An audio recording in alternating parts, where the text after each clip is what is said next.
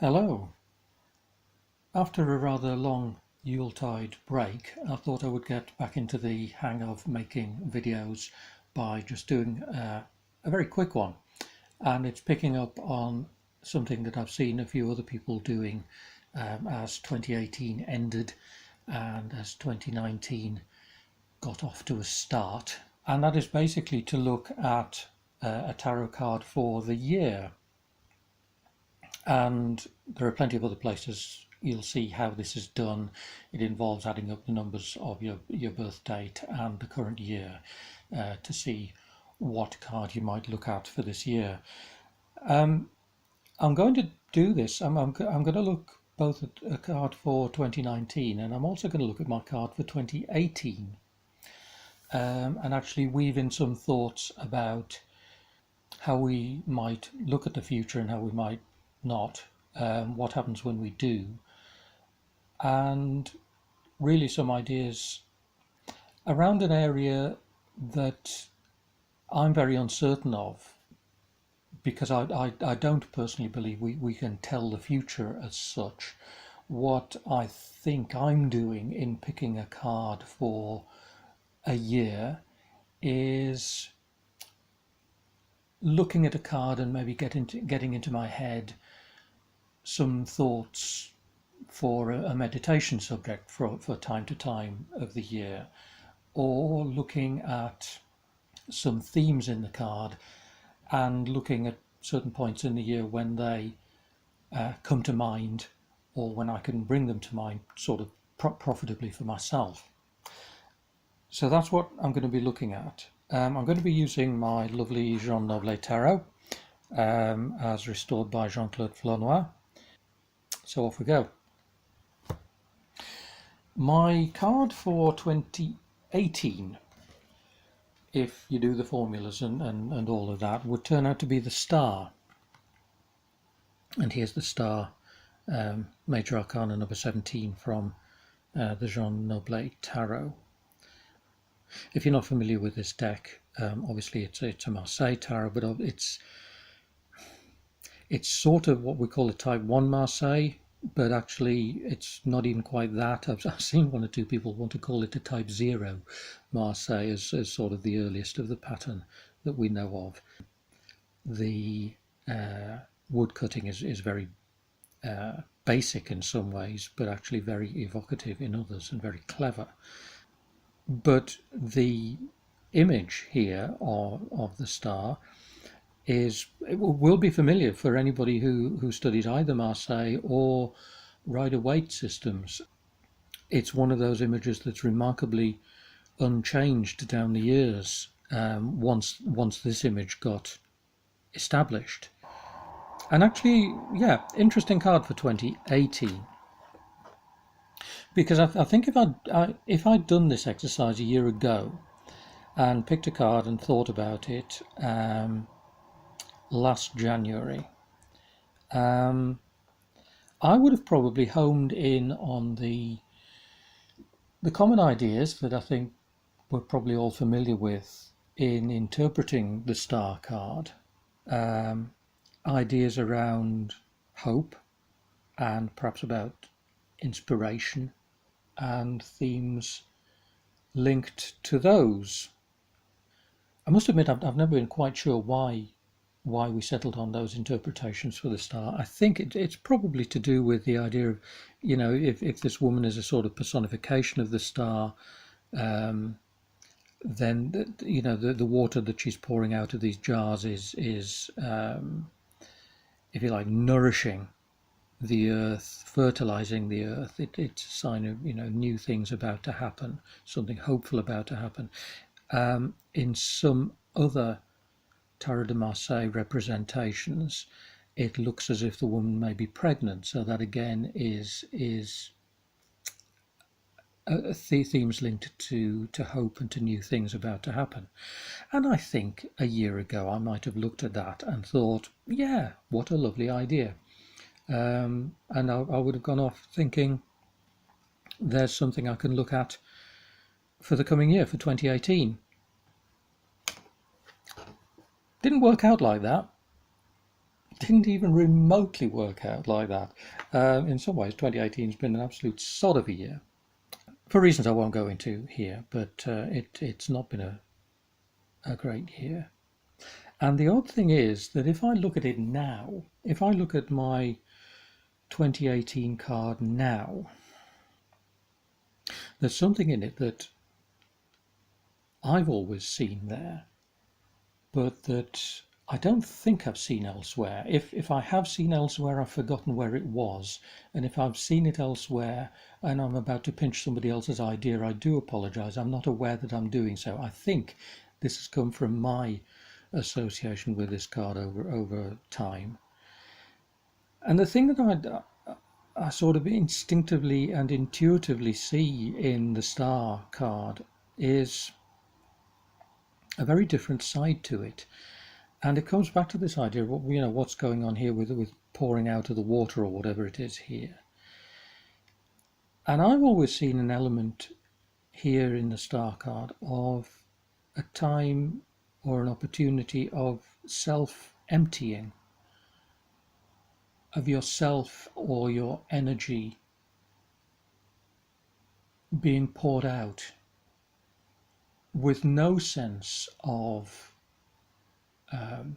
hopefulness about it, no sense of something new about to happen, but simply the act of pouring out itself and not knowing what's going to come after that.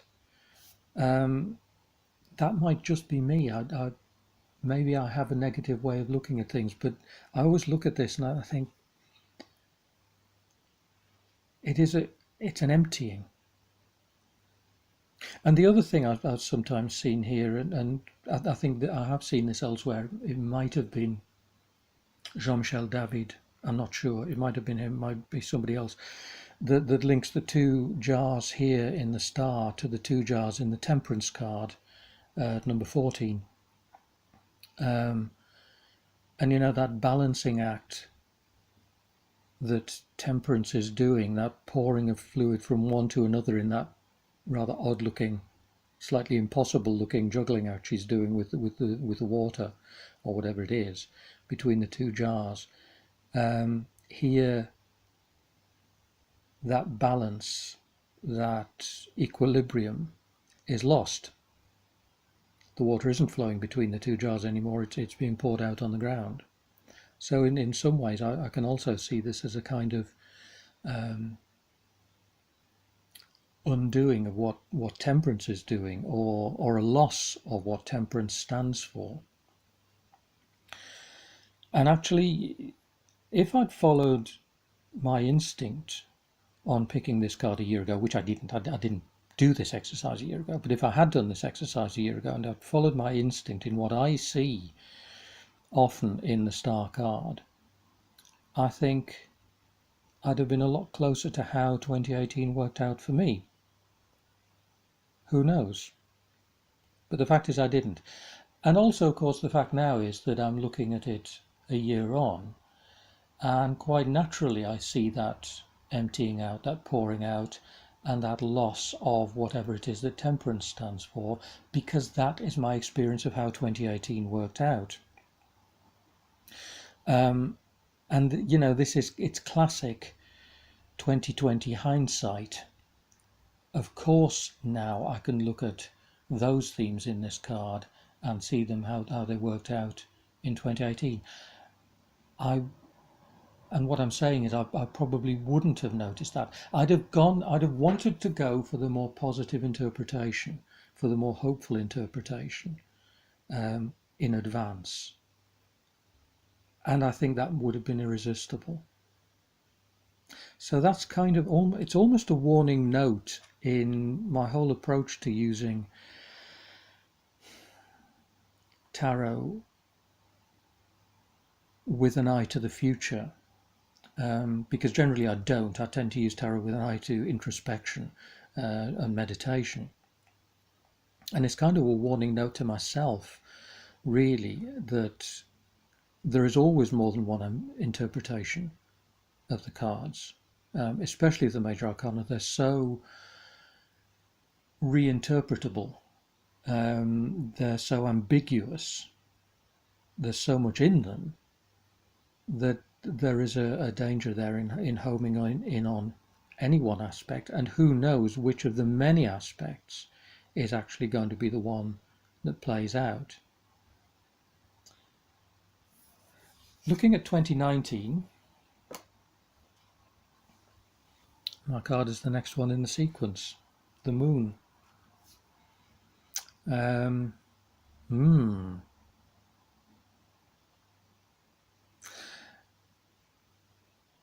And what I instinctively see in this, well, is several things. I've always looked at the moon card as having in it something about the integration or the opportunity for integration or the disintegration of aspects of the self.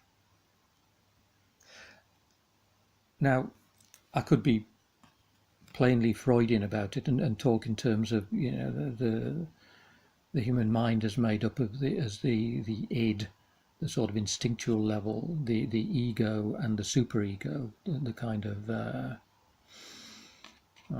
difficult to explain briefly, but the sort of, the moral compass thing, and there's the instinctive id, the moral superego, and the ego sort of sandwiched between them, trying to live its life really.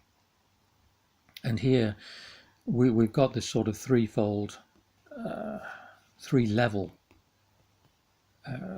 thing going on with the crayfish in the water, the dogs on the land, and the moon up in the sky.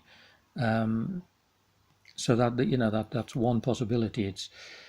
It's a model of the psyche of the mind, and it's suggesting to us an opportunity for integration or a warning of disintegration. Could be either. That slightly ignores the two towers there, and it slightly ignores why you've got the two creatures here. Now, it's not very clear on this, but I think there have been points at which these have been seen not as two dogs, but as a dog and a wolf. And certainly you see that coming up quite commonly in later tarot models, and it's something I've seen quite often with people talking about the Wade Smith model. And again, interestingly, now I think this is Jean-Michel David who says this, who points out that, here we are with a dog and a wolf, and there's a French expression that describes a certain time of day when it's not quite dark yet. And the expression is entre le chien et le loup, which means between the dog and the wolf. It's that, I don't think it's quite what in English we would call twilight. I think it's a bit darker than that. It's not quite night. And the idea of entre le chien et le loup is it's so dark, well, it's still light enough that you can see something, but you're not sure. It's dark enough so that you're not sure whether it's friend or foe, whether it's dog or wolf. And that, as soon as I read that ages ago now, it was an idea that really stuck in my mind. You can see something, but you don't know whether it's friend or foe. And I think that's another really strong way of looking at the moon card. It's a dark card, but it's not totally dark.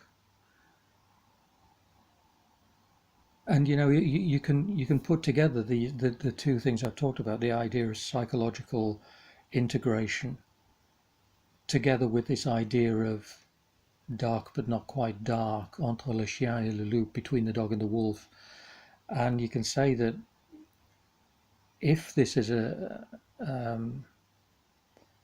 if this is going to be about psychological integration, about healing and mending, essentially. Yes, there is hopefulness there, but it's a dark place that you're working in. It's be careful whether what you see as you go through this process of psychological integration, be careful of the dog and the wolf. Try to see, try to discern which is which. And I think those are the ideas that have come to me in looking at my 2019 card. And again, not very bright ideas, not very hopeful ideas, but perhaps quite salutary ideas. And I'm going to hold those ideas in mind because now here they are recorded on video. And I'm going to think about them through 2019. And who knows, maybe this time next year I'll have an opportunity to report back and see how my year of the moon went, see whether it was a time of psychological integration, healing, and see whether I did manage to discern the difference between dog and wolf, entre le chien et le loup. Thanks for watching.